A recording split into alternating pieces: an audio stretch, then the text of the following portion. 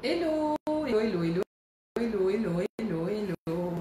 Je suis contente de te retrouver.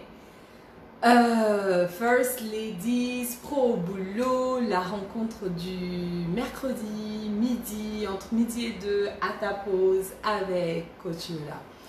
Alors, ma semaine a été très longue, mais je suis toujours impatiente de vous retrouver le mercredi. Pourquoi? Parce que mercredi, c'est pro au boulot. Et pro au boulot, on parle de quoi? On parle de tout ce qui va te permettre en entreprise d'atteindre ton objectif. Tout ce qui va te permettre, en plus de, on va dire, de mériter ou bien d'accélérer ta progression professionnelle, ta promotion. Tout ce qui va te permettre d'être plus professionnel, plus proactif, plus productif, aller beaucoup plus vite à la rencontre de tout ce que, on va dire, la vie professionnelle t'attend et te réserve. Alors pour nous aujourd'hui, on doit en fait terminer le sujet de la semaine dernière. La semaine dernière, on parlait de l'intégration des nouveaux. Le thème, c'était vraiment Aquaba, viens, installe-toi, assieds-toi, rentre dans l'entreprise. On avait regardé ça vraiment du côté de, justement, du recruteur. On avait vu comment est-ce que le recruteur pouvait mettre des choses en place. Le nouveau boss, le manager, pouvait améliorer, optimiser ton intégration dans l'entreprise. Alors aujourd'hui, on va poursuivre. On va poursuivre différemment, on va regarder la même situation du point de vue de l'employé, de celui qui intègre l'entreprise. Alors à ce niveau-là, moi j'aimerais dire que on va dire dans ma jeune vie professionnelle, je suis passée dans pas mal d'entreprises et j'ai pu observer pas mal de choses. Certaines intégrations sont parfois difficiles.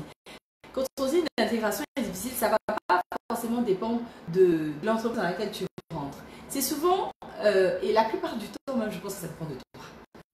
Et souvent, on ne réalise pas qu'on est les premiers, on va dire, responsables de notre bonne intégration professionnelle. Parce qu'en réalité, on attend beaucoup d'entreprises, mais on ne se demande pas assez qu'est-ce que nous aussi on apporte. Donc quand moi je parle de l'intégration professionnelle, j'aime bien parler vraiment d'une étape qui va se faire en, on va dire, un système qui va se faire en 3 étapes. Pourquoi je dis 3 étapes? Parce que quand tu arrives, la première chose que tu fais quand tu arrives dans une entreprise, en tout cas moi c'est ce que moi je dis, je pense que la première chose c'est observer. Observer pourquoi? Parce que tu arrives dans une entreprise, tu ne connais pas l'environnement. Tu arrives dans une entreprise, tu ne connais pas les gens. Tu arrives dans une entreprise, tu ne sais pas comment l'entreprise fonctionne.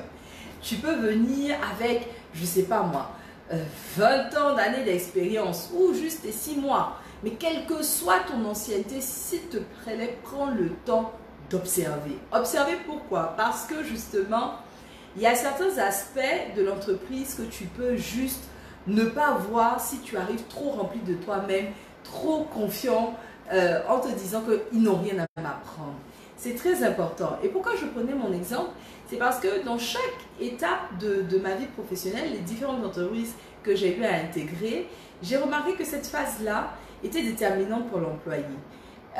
Pour l'employeur aussi, parce que c'est à ce moment-là que tu captes l'ADN, tu captes les gens, tu comprends mieux les gens. Moi, je sais que lorsque j'ai intégré la plupart de mes entreprises, quand je suis arrivée, j'essaie toujours d'être comme une page blanche. J'explique. Être une page blanche, c'est tout simplement arriver et être prêt à absorber. C'est-à-dire que tu arrives, c'est pas, il y a qui tu es, et puis il y a la personne que tu présentes en entreprise. Je veux dire, la personne